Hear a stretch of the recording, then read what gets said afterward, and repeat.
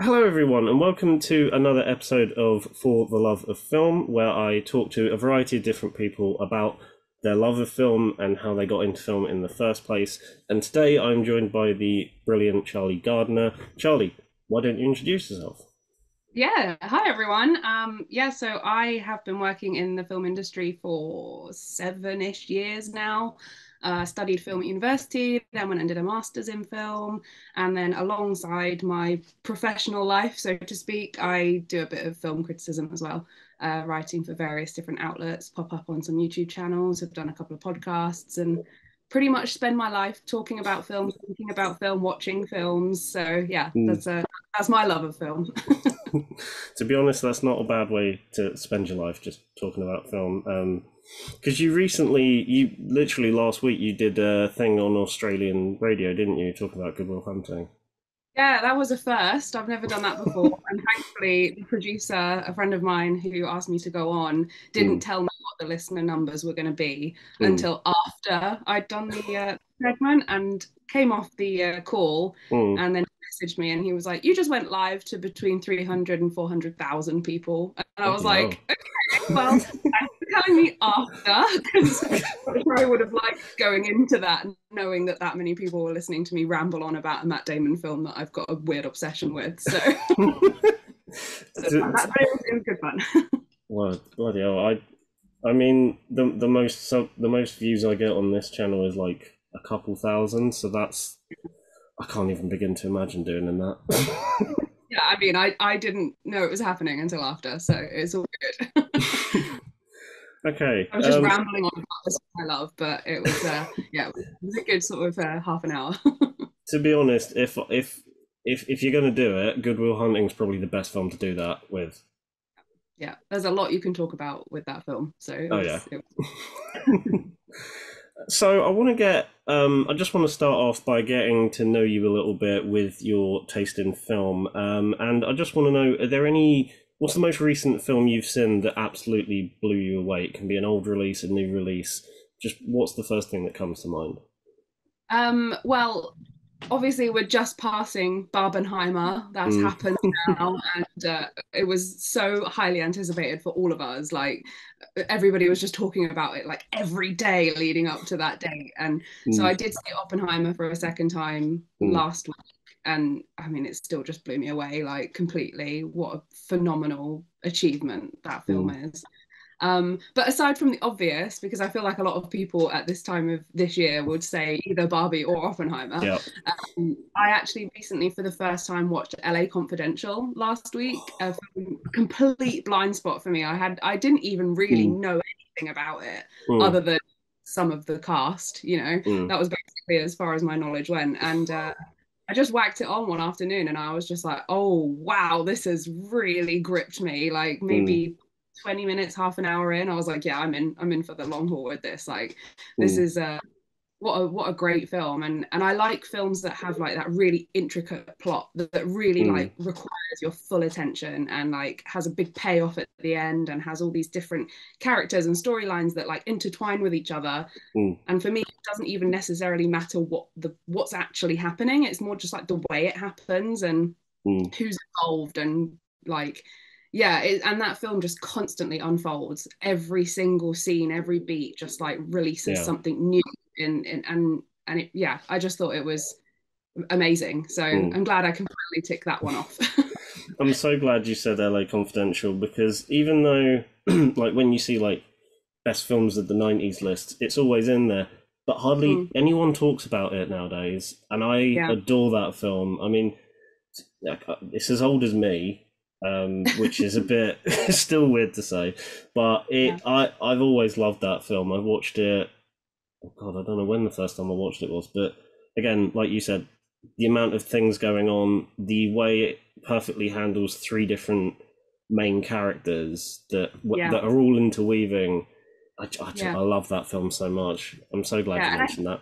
I think it's an interesting one that people take different things from. Because when I Mm, told I was speaking to my parents and I said, "Oh, I watched LA Confidential," which they both remember seeing at the cinema.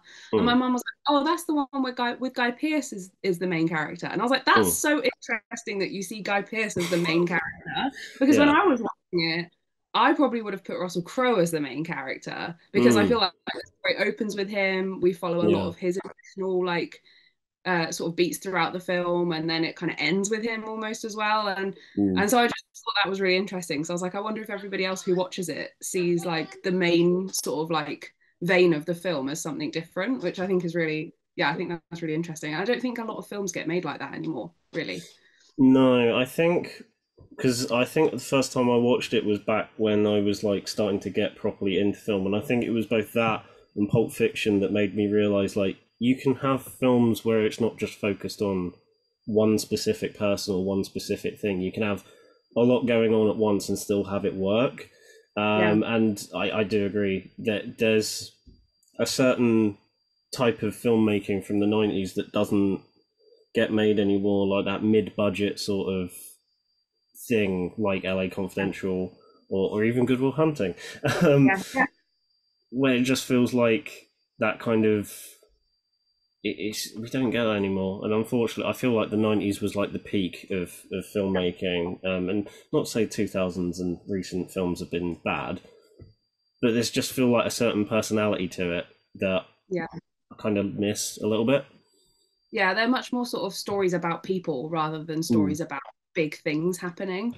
And yeah. yeah, I think that's actually something that I talk about with Good Will Hunting a lot. Is it's just Mm, a film about people living their lives. You know, mm, one of them is a slightly more like extreme person, you know, with yeah. extreme abilities. You know, that's fair enough. But I Mm, think that's yeah, you're right. That's what the 90s brought to cinema. It was like, let's tell stories about people and the things that people mm. do and how they react. And yeah, so I think, yeah, but it really blew me away. I'm surprised I've overlooked it for so long, to be honest. Yeah, for anyone watching who's not seen LA Confidential, make sure you watch it because, like I said earlier, not enough people like give it credit or know it Mm. exists, even though it, like I said, it always ends up in like best of the '90s lists. But please go and watch it. It is such a good film. It's the same director as Eight Mile, isn't it? Yeah, yeah, Yeah. which I was like, wow, that's Bit what of a a jarring filmography. shift. Yeah, slight shift there, but both great films. Oh yeah. Um, so I just want to get a bit of an understanding of. So you say you write about films a little bit as well, or you have done, and I want to just get an idea of how you approach film criticism as a whole. Like, what are there any specific elements from a film that you look for going into film criticism, or is there just certain things you gravitate more towards than others?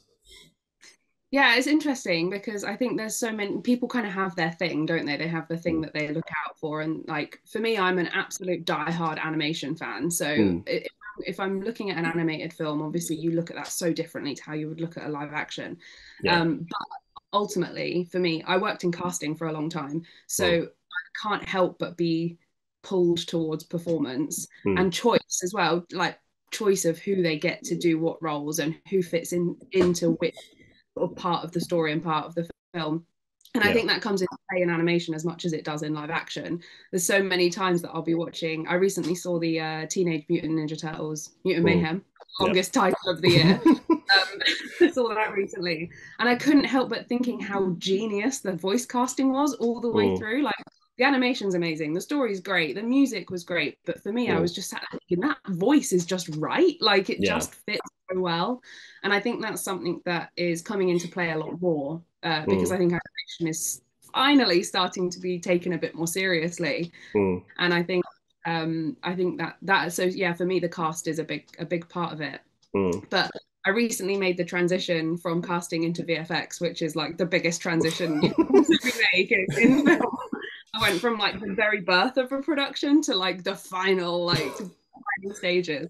Mm. So now I guess I'm kind of also because of my job being conditioned to look very much at the visuals and like the sort of creative choices made there as well. So it kind of all comes together eventually. But yeah, as long as there's a good solid script, a good story, and you get the right people to fill what that story needs, Yeah. everything else kind of unfolds after that. So Mm. yeah, I suppose there isn't really like one specific thing, so to Yeah. speak. Yeah, I think the cast is always like, and I think it's interesting as well because I think for a lot of us, Mm.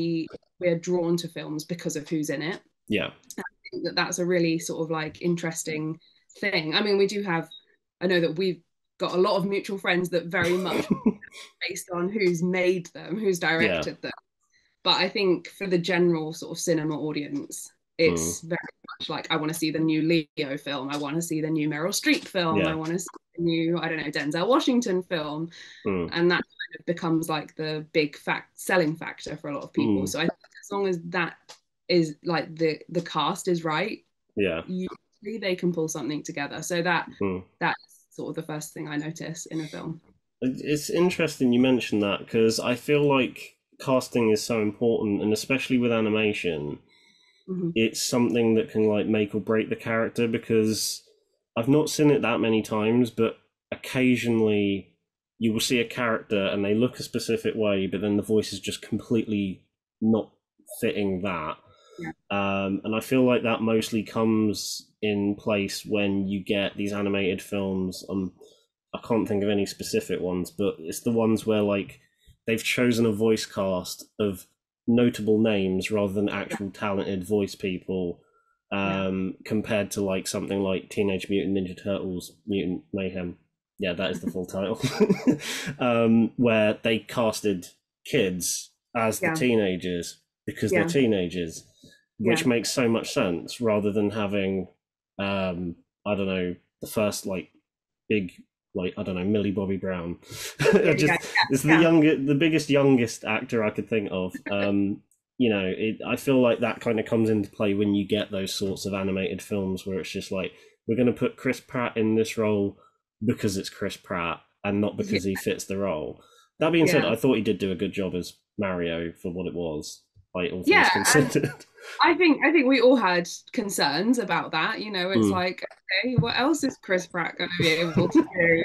Like it gets a bit tiresome when it's just the same person over and over again. But that mm, being said, Mario actually really surprised me. mm, I'm It's kind of known by most of my friends. I'm not a big Illumination Studios fan. mm, But and that's because of their previous works. But I think Mario, and they have a new film coming out at the end of the year. yeah, I think they're finally starting to branch out from the safety of Minions and Secret yeah, Life of Pets and saying, and I think Mario actually, I saw mm, it 3 times, I think, at the cinema. wow, I was really pleasantly surprised by Mario. I mm. thought they did a really good job with it. It Um, yeah, Turtles it was good. Turtles is the best example of like choosing, mm. and also the Spider-Verse movies. I Oh yeah, think, oh, they were like, no, we know what we want. Yeah, of mm. course you can get us a big celebrity, but we don't need that to make our film work. Yeah, So yeah, they just paid off. yeah. I love the artwork. That I don't even know if it's got like a specific name because it's still relatively new, but with Teenage Mutant Ninja Turtles, Spider Verse, and Puss in Boots, that I Yeah, like that whole new animation style that's just kind of cropped up out of nowhere. yeah, But I do feel like with the Mario film, Illumination, it's not to discredit their other stuff, but it feels like they actually like tried with Mario. yeah, I think it's their best looking film to date. yeah, That's for sure. yeah, yeah. Um, I think they managed to well, I mean, I suppose as well with Mario, you can say that they have the property, and hmm, that all already existed. So yeah. they didn't have to worry too much about creating new characters or a world. There's no world building necessarily required because it was Hmm, already there. And I think that helped them a lot in terms of, because I think that's one of the things that they've actually lacked on quite a lot oh yeah. in their last films, is it's all just very vanilla. It's all very like, Hmm. you made a bad guy and he's got like a Russian accent. Wow, where did you come up with that idea? Like it all just became a little bit like, Hmm, I don't know, not very experimental. But Mario yeah. didn't require them to be able to do that because that already existed. So Hmm, I think it paid off. But yeah, I think actually the animation, because it was that very like blown up bubblegum overexposed animation, but hmm, they managed to do a really good job with it, hmm, which I was very, very relieved about because I love Mario and I didn't want it to be bad. hmm. Yeah. I mean, I'd heard pretty decent things about it, but it took me a while to actually watch the film because I think because of Illumination's back catalogue, I was a little bit hesitant. But then when I finally watched it, I was like, that was actually really enjoyable. like Yeah. way more than you expect. I still think like some of the music choices are a bit odd. Predictable. Yeah, just like, okay, let's have this 80s song when it Yeah. doesn't really need to be there. Yeah. um, you see, something like Teenage Mutant Ninja Turtles, I can see that sort of working, Yeah. like a variety soundtrack. But in Mario, I'm just like, now I just Yeah. want to listen to the Guardians of the Galaxy soundtrack Yeah. now. And that brings Chris Pratt into the equation. Like, Yeah. what is going on? Just Chris Pratt's world, and we're all living in it. Yeah, I wouldn't be surprised if he's just secretly like dropping like, can we put that song in my next film? I know he's doing Garfield next, so it's like, can we just Oh, I sprinkle forgot some about 80s stuff? Yeah, I forgot about it as well until I googled it, and I was like, oh god, that's a thing. that. Yeah. We'll see. So I'll be interested to know because you say you've been working in and around this industry for about 7 years. Have there been any major like highlights, whether that be a review that you've done, an opportunity that's arisen? What would you say like some of the biggest highlights of your career have been? Yeah, we're talking about sort of more my film critic sort of. I always air quote it because I don't really see myself as a film critic, but I Mm, suppose I am to an extent. In that part of my life, mm, I would say the biggest thing for me personally, that I've managed to achieve was attended the multimedia screening for Avatar 2 last mm, year. yeah, And although I've been doing this for a few years and I've been to a lot of press screenings, the mm, Avatar one particularly meant a lot to me because I remember when the first Avatar film came out, I yeah, was working a dead end job in a little jewelry shop in my hometown, and I hated it. And I mm, remember sitting in the back office on like mm, my lunch break or something and like handwriting a review for the first Avatar film, like on mm. a A4 lined paper in like a blue biro. I I'm love pretty that. sure I still got it as well somewhere. I don't know where, probably at my parents' house in the loft or something. I'm pretty sure I've still got it.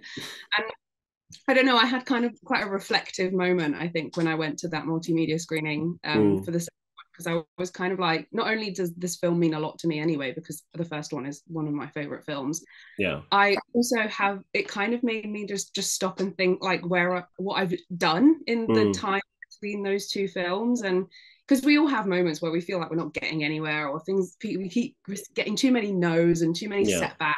And you actually have these moments where you're like, oh, hold on a second, if I went back to that jewelry shop and I told that Charlie that by handwriting that review it would inspire her to go and move to London and Yeah. play the game, I don't know. It was just a really exciting day, and then it was a massive payoff because I absolutely loved the film. So Mm, it all came together really nicely. mm, So yeah, I would say that's probably like the one single mm, biggest, like that's just one single event. But I've also covered London Film Festival since 2017. So and mm, that's always been like such a huge highlight of the year for me. mm. Like a lot of my friends will be like, "Oh, do you want to go on holiday this year?" And I'm like, "Can't, sorry, I'm saving my annual leave for the film festival."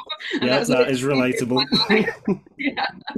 So yeah, it's it's always like a big, massive highlight of the year for me is doing the film festival.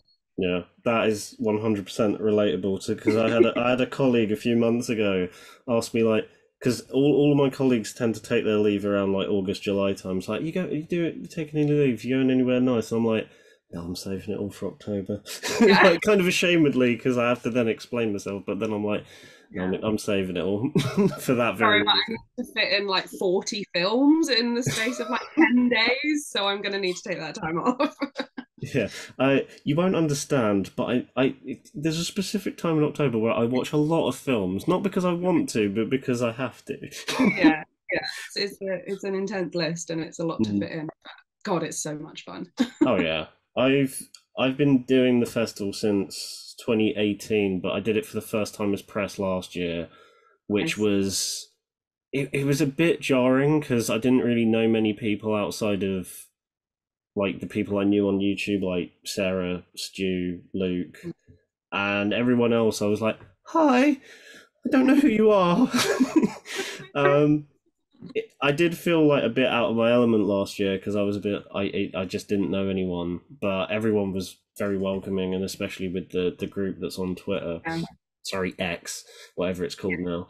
Um, um, it's been very welcoming, and again, each year I just hope to kind of do more of it because Yeah, last year I saw 11 films. Like that was because I was only there like a couple days because yeah, I didn't have much leave to use. But this year yeah. I'm planning to do a lot more, especially because of the lineup.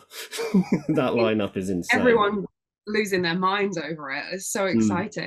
For me, I'm just so excited that the new Ghibli film is going to be there, The Oh Boy and yeah, the Heron. I was like, right, okay, because I was actually going to take the film festival a little bit slower this year, because I mm. started a new job recently, and I was like, maybe I'll just do like a few days here and there, or I'll Yeah. do the weekends and things like that. And then they were like, The Boy and the Heron, and I was like, okay, I'm in. Sold. I had two caveats with the festival this year. I was like, okay, I'm gonna do like a couple days, stay up in London, and then go at a specific pace. But my mindset was like, if the killer gets announced, and I Mhm. want to do the surprise film, if they're like doable, then I will. And they've all managed to perfectly fit within the time span I'm there at the festival. So I'm like, oh, this is gonna be nuts. This is gonna be Yeah, mental. it will And be, then and the none of boy and the us will get heron. it, but it'll be great. Oh yeah, I can't because the Killer's my most anticipated film of the year, and then The Boy and the Heron getting announced as well as Martin Scorsese's film, and I'm like, okay, I Yeah, guess I'm gonna see all these things. yeah, Okay, wow. yeah, and we will meet up with each other in a big group, and we'll all just be really blurry-eyed, and we'll be eating McDonald's breakfasts at like 6 o'clock in the morning, and it'll be carnage, but it'll be a laugh. I've heard many a myth about the Gregg sausage rolls on the en route to the Odeon in Leicester Square. Hell yeah, the film festival became much easier once they opened that Greg's. up until uh, up until last year, when there wasn't a Greg's in Leicester Square. Oh, it was I know I didn't take advantage of the Gregs last year, but I remember there was this one moment where I think we'd just come out of a screening of The Sun or oh the yeah, Whale. It was one or the other, and we'd all moved to the picture house around the corner. And I grabbed something from the cafe because I hadn't eaten since like 6 o'clock in the morning, and I was starving. And I grabbed this thing. I was eating it, and Stu goes, "What's that?" And I went, "I don't actually know, but it tastes very nice." doing the job. I just needed fuel. Yeah, I was just shoving it down my face. It's like, "What's that?" It's like, I don't know. So I'm looking forward to more of that. Yeah, exactly. So this one is a bit of a tricky question, and it's a question that I ask everyone because I'm always intrigued to see what the different answers I get for this are. But if you can remember roughly, what was the first film that sparked your love for cinema in the first place? Yeah, that's a heck of a question, actually. And I think it's interesting because I think most of us grew up watching Disney films, DreamWorks films, Harry Mm, Potter, all that kind of stuff, all the proper like family-oriented films, which shaped a lot of our sort of childhood and maybe mm, stemmed the obsession initially. For mm, me, I think. I mean, I'm a big sort of like sci-fi fantasy fan. I love all the big franchises, mostly all of the big franchises. mm, Um, the first one that really, really made me go, actually, I think this is what I want to do mm, was Lord of the Rings. mm, It came out exactly the right time for me to be, with my mates watching these like crazy fantasy films. That and Harry Potter, obviously, they came out mm, the first came out the same year. But the Lord of the Rings bonus features, they were mm, the like that's obviously not the film itself, but they mm, were the things, those bonus discs that had like 6 hours or something worth of, backstage footage and interviews with Peter Jackson and chatting mm. to the cast. And I mean, Lord of the Rings was such a beast in itself, the way it was made. But Yeah. I'm so glad that came out in an era when those bonus discs were still like such a big thing. Like they Mm, and watching those, I think me and my friend used to watch those more than we used to watch the actual films. We were mm, so hooked on like how mm, these films were made and the inspiration behind them and the casting. I mean, the cast of those films is just perfect. mm, So I would always say Lord of the Rings is the thing that really made me go, that looks like fun and people do it for a living. So mm, maybe that's where I'm heading. mm, But yeah, it's pretty much all of those kind of Harry Potter, Lord of the Rings, Pirates of the Caribbean is a big one. I mean, they're mm, the ones that used to bring bring me and my family together on a Sunday afternoon when it's raining outside and no one knows what to do. Oh, let's whack Pirates of the Caribbean on. You know that Yeah. you're in a good time if you watch one of those films. Well, most of those films. Yeah. So yeah, that Mm, was the era that really woke me up and made me realize that this is something that people can do for a living, and mm, whether it's talking about the films and making a career out of that or actually getting like stuck in and making them, it yeah. just blew my mind. So yeah, Lord of Yeah. the Rings. Now that you mention it, actually, like the 2000s was a big decade for like those sorts of like, wouldn't Yeah, necessarily call them family oriented, but like those big scale fantasy kind of epics. proper Like, like summer blockbusters, you know, like mm, proper CGI films. I mean, it's no surprise that I ended up working in VFX, is it? To be honest, mm. loving Lord of the Rings, Harry Potter, and Pirates of the Caribbean. For those of you that don't know, by the way, I don't know how much you're allowed to say of this, but would you mind saying who it is you work for? Yeah, I can say that's literally all I can say though. Because you know it's one of those like big top secret things. But yeah, I work for ILM. I started there in May this year, earlier this year. I mean, the thing on Mm. but in the background's a bit of a giveaway. I the stormtrooper. It's like, I wonder who it is she works for. Um, Going off the back of that, are there any popular slash classic films that you still haven't seen yet? Yes. Okay, good. Quite Next a question. lot. Yeah. Yeah, I have a lot. Oh God, so many. I mean, actually this behind me is a scratch off 100 Yeah. 100 movie post bucket list thing that I've Mm. probably had now for about 4 years. Still making my way through it. So there's Mm. quite a few missing off there. One that my friend had a bit of an issue with me having not seen was This Is Spinal Tap. So apparently that's one. That's a Mm. classic that I need to see. Um, but kind of going more off sort of the films that I love to watch. So like The Mm. Surprise I haven't seen. Like I'm a huge fan of superhero movies, you know, big Mm. MCU fan. But I haven't actually ever seen Superman the movie, which I always think is like a really big blind spot. I should really Mm. get around to watching that because it kind of was like the first, you know, Yeah. like the kind of created this crazy genre that people are now obsessed with. So Yeah. yeah, I think that's the big one that I need to tick off the list. Fair enough. I have, to be honest, I haven't seen Superman since I was like, oh God, when was I? Like, I was a kid, basically, and I remember watching it once on TV, and I've not really seen it since. But I Yeah. have that exact same Oh, scratch off poster, and you've definitely ticked off more than I have. Like yeah, I think I got mine 3 years ago, or but it was a while ago, and it's a matter of like I have seen the film, I just haven't updated the thing yet, and yeah, secondly, it's a case of like I just have a lot of the films on there, like Lawrence of Arabia and that, are like 3+ hours, and I need to yeah. be in like the right mindset and have enough time Oh, put aside to get to them. But yeah, you've definitely made more of a you've you've made more of a dent in it than I have. okay, good.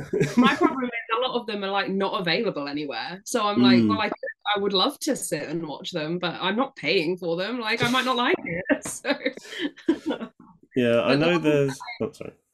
the ones that people always kind of say that like are the big Mm, classics that everyone has to see are usually like gangster films, and I just don't mm, care about gangster films. So like I guess I haven't seen Scarface. I've seen mm, Goodfellas, which I didn't really like. I've seen yeah. The Godfather, which was fine. Like Mm, I'd probably want to watch The Godfather again, and mm, I'd like to see the second one because a lot of people say the second one is very good. I yeah. mean, silly to say people say The Godfather is good. Obviously, people say that, but like, yeah. So gangster films as a kind of whole, I'm like, Mm. I know I should watch them, but I just don't really care. Yeah, I totally get you on that one. I do like gangster films, but again, I kind of need to be in the right mindset for them. Uh, like The Godfather is I've seen the first one, but not two or three, Mm, and it I watched it when I was back at secondary school, and I definitely know I need to rewatch it again because I know there were a lot of films I watched back then that I love now, like The Social Network or Alien, where when back then I was like, that's boring. It's really slow. Yeah, But now I need to like rewatch them and reevaluate them because films like Social Network and Alien are now some of my favorites. yeah, I need to yeah. like reassess. Like I remember appreciating The Godfather, but not necessarily it clicking. So Hmm. I do need to like give it a rewatch. And Yeah. yeah, I've not actually seen Scarface. That's one of No, my I dad's favorite films, and I've not actually seen it. think I think I tried to watch it once and I was like, oh no, this is not this is not gonna this is not for me. I think I'll watch Pirates of the Caribbean instead. Fair enough. Fair enough. Yeah, I do prefer when it comes to that kind of subgenre. I do prefer like modern crime. Like, I guess it's in the same ballpark, but Heat, like something a bit more modern that's in a similar ballpark.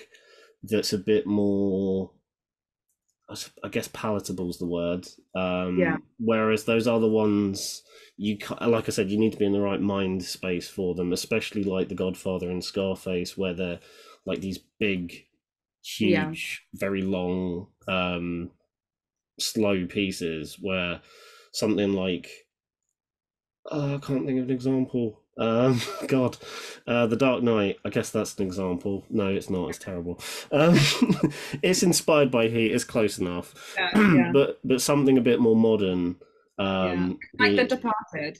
I think mm, The Departed is phenomenal. And it's kind of interesting that and I guess I'm basically talking about Scorsese films here, but yeah, I like his older stuff. I'm just like snooze, don't care. And then he did The Departed, and I was like, okay, now I'm mm, listening. This film is great. But then mm, I saw The Irishman at the film mm, festival, and it was the closing film, and I had done 10 days of yeah. 6 a.m. alarms, and I slept through the entire film. I think I fell asleep about 5 or 10 minutes in, and I woke up at the credits. I Oh was like, okay, Christ. I don't think I can really write a review about this film. I can I really will see. admit that is impressive to sit through the whole 4 hours of the Irishman. That is very impressive. Well, I had a great nap. I had the Odeon with the like recliner seats, and Oh it was yeah, like 8 o'clock in the morning. So I was like, I don't even know why I got out of bed, to be honest. But there we go. your review just should have been. I don't know what the film was like, but the sleep was brilliant. Yeah, yeah. If you want a good solid like 4 hour nap, Mm. I recommend putting on the Irishman. The interesting thing is like I do get what you mean with The Departed because like it felt like a bit of like a refresh for his career. Like Yeah, I don't get me wrong, I do like Scorsese, but like I'm still trying to get, unlike someone like Nolan or Fincher where it clicked immediately, I'm yeah, still trying to get used to Scorsese a little bit. Like I haven't seen Raging Bull or any of the, I've seen like Goodfellas and some of the yeah, older ones, but the Irishman is one of those films where it's like I've seen it, but I'm in no rush to watch it again purely yeah. because of the length. Never. I mean, I bought the Criterion of it the other week, and I'm like, I don't know when I'm going to get round to watching it, but I have Yeah. it. Well, there you go. That's more than I can say. Oh God. So on a similar note, well, I guess it's similar. What's if you can possibly like narrow it down? What is the worst or one of the worst films you've ever seen? No, I'm not going to say The Irishman because I don't think that would be my judgment because I haven't actually seen it. I think it's a really interesting thing to because obviously film is subjective, right? Yeah. You can't just have a film that is categorically bad, Mm. except for Yeah, but this one. I saw movie 43 oh God. when I was a teenager, when it came Mm, out at the cinema with a massive group of friends who all mm. thought it was the funniest thing that had ever been made. And at that moment, I had like an internal panic that I was like, oh no, maybe I don't understand comedy, and I absolutely categorically hated it. And I was like, that might be like the worst Mm. I will and have ever seen. You know? And all my friends loved it, so I was just like, "What's wrong with me?" But no, Mm. I think it is safe to say that that's one of the worst films ever made. I, right, that movie 43 is an interesting one because I've not actually seen it, but when it came out, I was so like intrigued to want to see it because I'd heard it was terrible. Like I Mm. every single review I'd seen, I think Chris Stuckman was the one that got me onto it, and I was like, "What is this film?" And then I saw like so many other reviews saying it's like the worst comedy of like the recent years, and I'm like, why am I more intrigued to see it now that No, everyone's that's saying such a it's thing, terrible? though. That is such a thing. And actually, I have got a bit of a reputation of loving stuff that everybody else hates. So Hmm. usually, when someone's like, "Oh my god, it was terrible," I'm like, "Oh, I need to see it. I'm probably gonna love it." But with Movie 43, I saw it when it came out. So Yeah, I and that was before I was kind of into reading film reviews and stuff like that. So yeah. I was very much like, "What is happening here? Like, what am I missing? Why do I not understand what all my friends are seeing Hmm. and what's so great about this film?" Hmm. Um, no, I stand by the fact that all of my friends were wrong, and it Hmm. was the worst film ever. I actually also I have only ever walked out of the cinema once due to not Okay. enjoying a film, and Hmm. that was for Gravity, which is my Okay. subjectively worst film ever made, in my Yeah. I got about 30 or 40 minutes into it and I just sat there. I was just like, I'm out. Like this is making me feel sick. Like I don't care about this story. Yeah, so I'll say that's my Charlie's worst film, but not the one, if you know what I mean. Yeah. Movie 43 is the worst, whereas Gravity is just like your least At least favorite. yeah, Yeah. there you go. Yeah, no, I can understand that. Like, I don't mind Gravity, but I unfortunately missed the bandwagon of seeing it in cinema. So watching it on Blu-ray was not the same experience. Yeah, well, I might have enjoyed it more if I hadn't seen it in the cinema, to be honest, because I felt like I was in a washing machine whilst I was watching. I was like, why? And then, sorry, just to go off on one, but it won the Oscar for cinematography, a film that was literally filmed on a still camera in front of a green screen. I can't even with that film. I really just don't like it. Oh God, I forgot it won that. And I'm not by any stretch a Alfonso Cuarón fan. So when I've Hmm. realized it was him, I mean, I love Prisoner of Azkaban, but Hmm. I didn't like Roma. I just don't think I like his Hmm. kind of like what you're saying about Scorsese. I just don't really get it. Like I'm not clicked in with that, and Yeah. I think Gravity kind of made that clear. uh, just just going off of something you said as well. Are there any like other examples of films that you love that other like the general consensus is that's not good? You just want me to say it, don't you? You just want me to say that I don't know what you're on about. I don't know what you're saying. I am the sole member of the Morbius fan club, and I will hold the title till my dying day. Yes. Yeah, there's a lot of films that I love that people don't generally like, but Hmm. Morbius is really the one I'm most famous for. You're gonna have it on your tombstone, just like Oh, Morbius 100. still slaps. Yeah, definitely. Morbius is a 5-star film. Fair enough. I actually haven't seen Morbius yet, so I've still got that to come. Well, Um, that's my recommendation for you off the back of today. Go and watch Morbius. cool. Okay, that's our recommendation for you. You watch LA Confidential first and then Morbius, or Morbius then LA Confidential. Save the best to last. Okay. Yep. LA Confidential last then. Oh man. uh, Christ, I do need to watch it at some point because I do like Matt Smith quite a bit. He's my second favorite Doctor, so Yeah. I'm very much I've seen the scene of him dancing. Yeah, that's That's probably about it. the big moment in the film, I'll be honest. It's not that. It's about Michael Morbius. Oh god, Oh, you really God. should not have even like brought this up because I'm just gonna go off on one otherwise. I'll get more Sorry, Morbius collection out and start showing everyone I all my didn't different. realize. I didn't realize when I asked the question that I was kind of unintentionally like fishing for for Morbius, but like it's happened now. So the one main big question that I ask everyone, and Mhm. again, similar to the film that sparked your love for cinema, I like asking this question because I like seeing the variety, the different answers I get. And so far, with the 4 episodes I've done, I've had different films from each person, which was not what I was expecting someone to like repeat someone else's answer by this point, but Yeah. it's nice seeing a bit of variety. And that is, if you were stranded on a desert island and you could only have 5 films with you, Mhm. what are you choosing and why? Yeah, thankfully you provided this question beforehand, so I had a bit of time to think about it. But actually, I was trying to think about like, do I want 5 films I've never seen? Like, Mm, would I find that more entertaining? Like, but then mm, what if I don't like them? Then it's a waste mm, of a slot, right? So no, I went for 5 films I have seen, and some of them I've seen a lot, and some of them I've only seen once or twice. mm. So my first one, and we opened with it, is Good Will Hunting because Nice. it's it's my joint favorite film of all time. So I've got that and The Breakfast Club, which are my Mm, two favorite films um, ever. So they're definitely up there because I could literally watch them on repeat for the rest of my life, and I would have no problem mm. with that.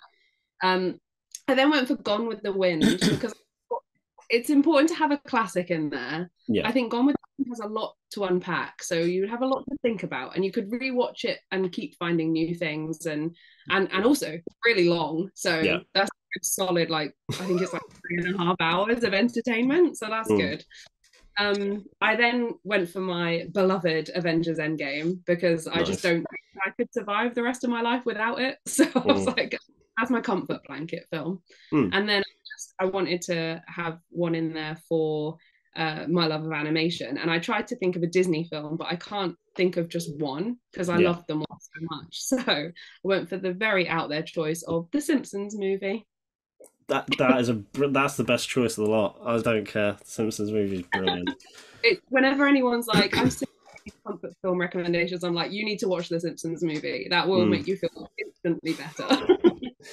I will admit, I think it was a couple years ago. I so two of my favorite animated films from my childhood are that and the SpongeBob SquarePants film, and I rewatched them, and they still hold up weirdly enough. Like they're The still Simpsons really movie funny.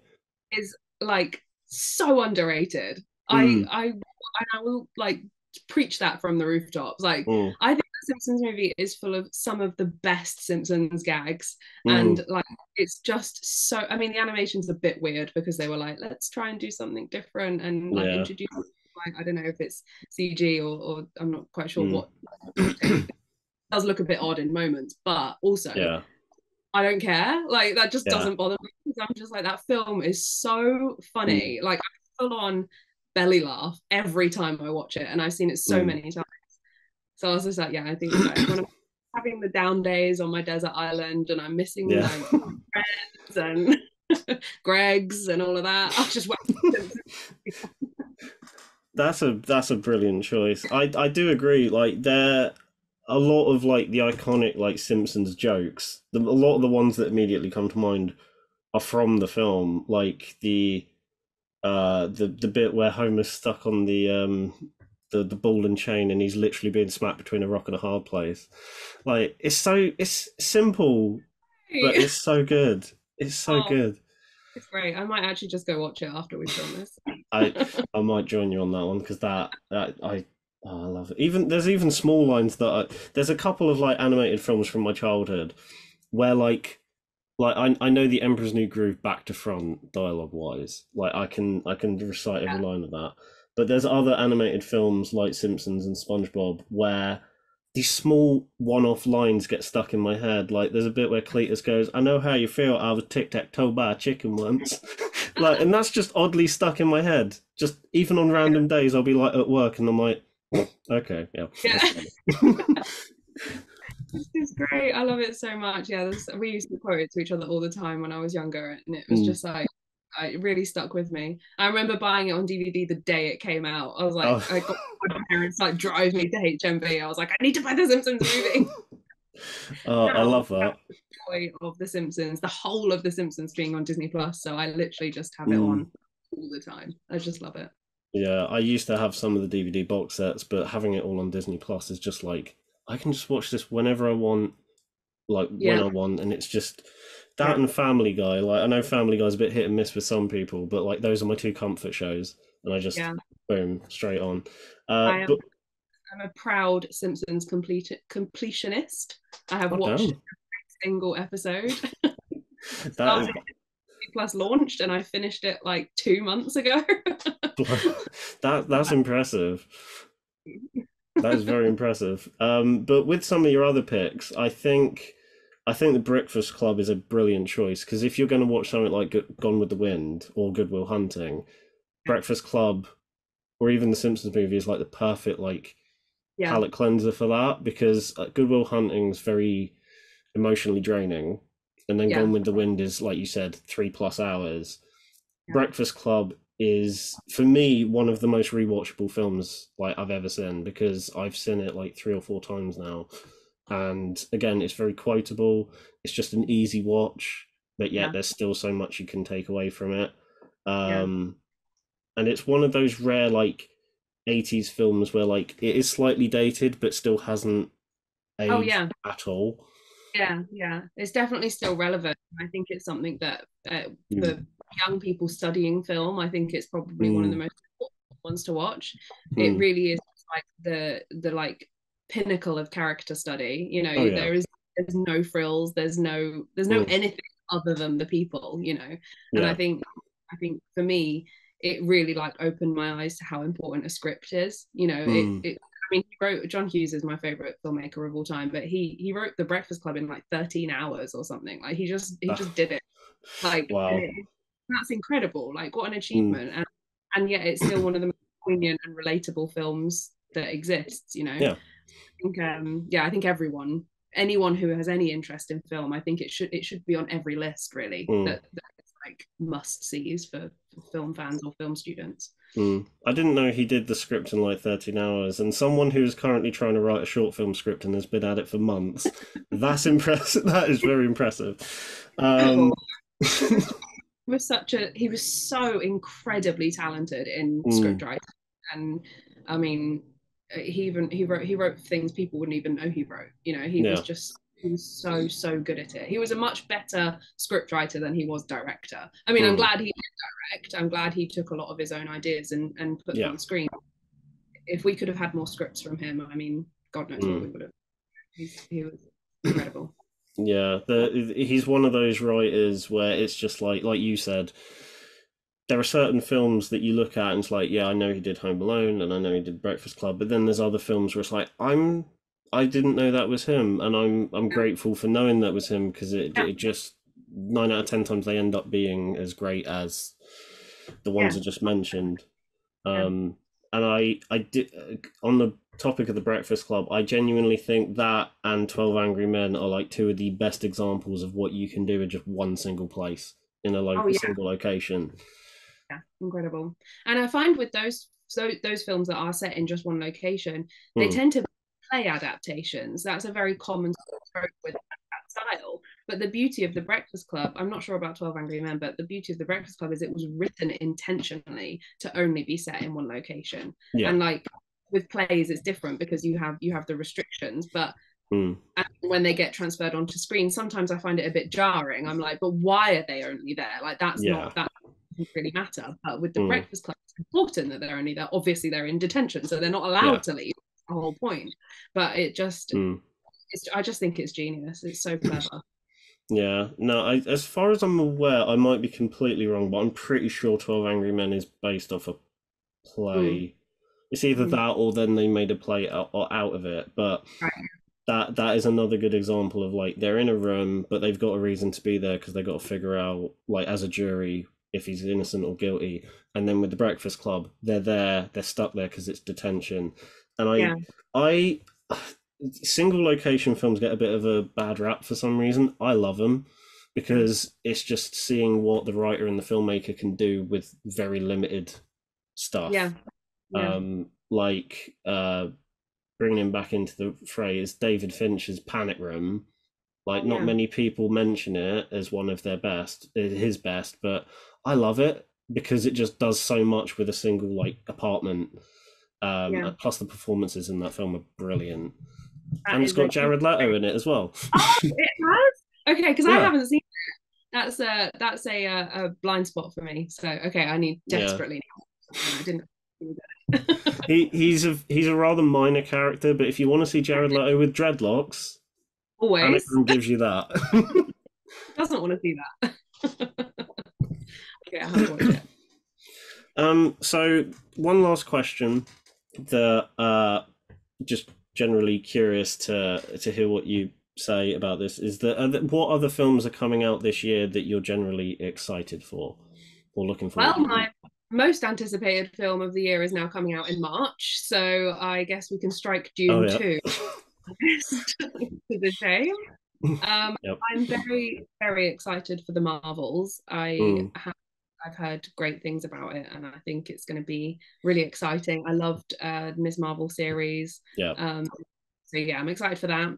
What else is coming out this year? Oh, Disney's Wish is another Mm, big one for me. That again, it's a kind of unique looking animation style. I love mm, Disney films. It's a big celebration of their 100-year anniversary. So yep. that's good. It really put me on the spot because I can't remember what else is coming out this year. I'm like, there must be some super. Uh, Oh, one I am very excited for is yeah.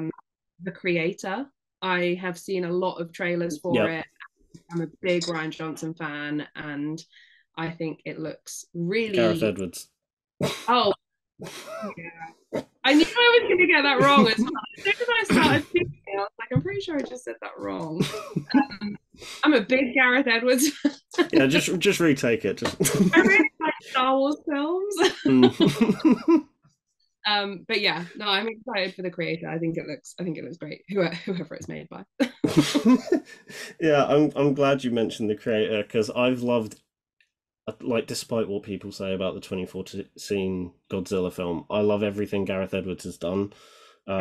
Like Monsters, his first film, I I adore that film so much. Like as an example of like we're just gonna make it because we want to, and he just did it all himself. Like the fact that he did all the visual effects in a laptop Mm.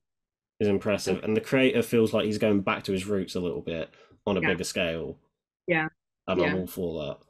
yeah. And it just looks really original and really like new and exciting. And I love John David Washington, so Mm. it's yeah, I'm looking forward to that a lot. Yeah. Am I right in saying as well with Wish, that's meant to be like 3D animation that looks a bit like 2D?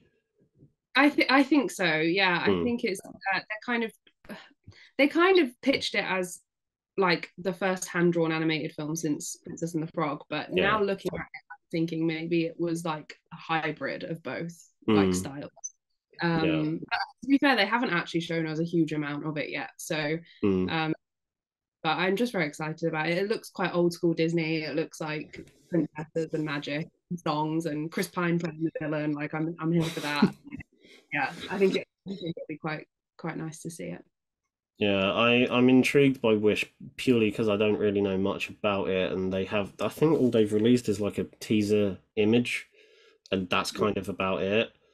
But I am kind of intrigued for Wish because I miss hand drawn Disney, which is what because I think they announced a few months ago that they were intrigued in doing like a live action Princess and the Frog, which I feel like is a bit of a kick in the teeth for Princess and the Frog being like the last hand drawn animated thing, Yeah. and then they just remake it in live action. I feel like that is a bit.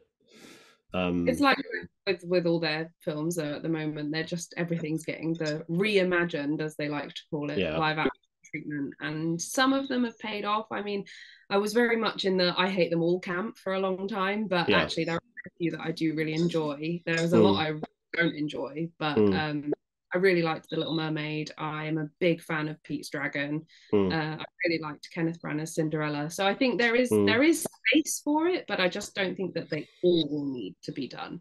No, like I think stuff like The Lion King or The Jungle Book should have kind of been left alone, because especially something like The Lion King, because you lack the expression of the animals' faces in Yeah, animation, and by doing it in CGI, it kind of just you kind of are yeah, lacking that expression a bit. But I've not seen many of their like live action ones, but I do agree Cinderella is actually more fun than it has any right to be, considering yeah, it is just a retelling of Cinderella yeah, again.